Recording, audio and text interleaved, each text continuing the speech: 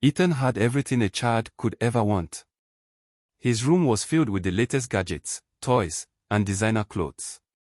His parents, both high-powered professionals, were absent most of the time but made up for it with extravagant gifts. For every birthday, every holiday, they bought him the best of the best, things other kids only dreamed of.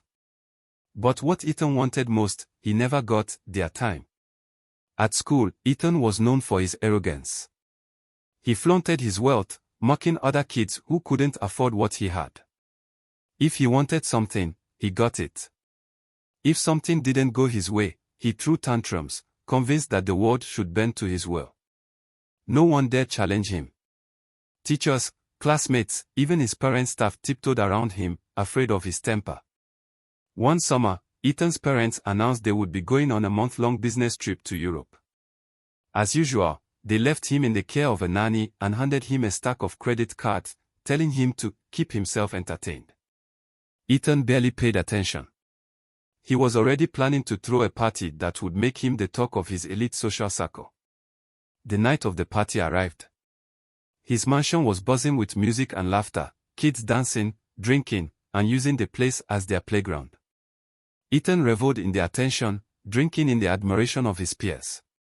But as the night wore on, things began to spiral out of control. Someone broke a priceless vase. Another group of kids started graffitiing the walls for fun. Ethan tried to regain control, but it was too late.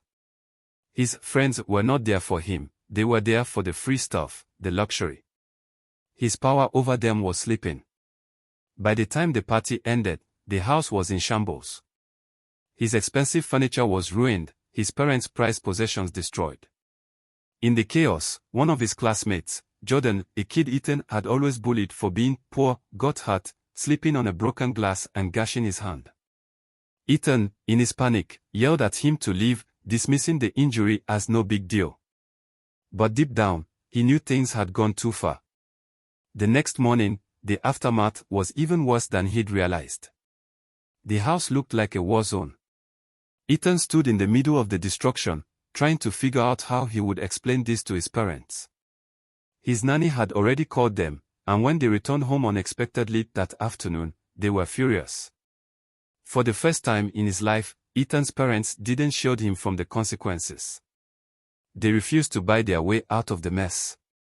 They made him face the reality of what he had done, not just the physical damage, but the hurt he had caused others. They stripped him of his credit cards, his privileges, everything that had made him feel invincible. Ethan was forced to take responsibility for his actions in ways he never had before. But the real turning point came when he went to school and found that Jordan's hand had become infected from the injury at the party. Jordan had no health insurance, and the medical bills were piling up. Ethan's parents offered to pay, but Jordan's family refused. The humiliation and the guilt washed over Ethan. For years, he had mocked Jordan for being less than, but now he saw the depth of his cruelty. In his world of endless privilege, he had never once considered the real struggles of others. Ethan tried to apologize, but it felt hollow. He realized that no amount of money could fix the emotional damage he had caused, damage to friendships, to people's trust in him, and to himself.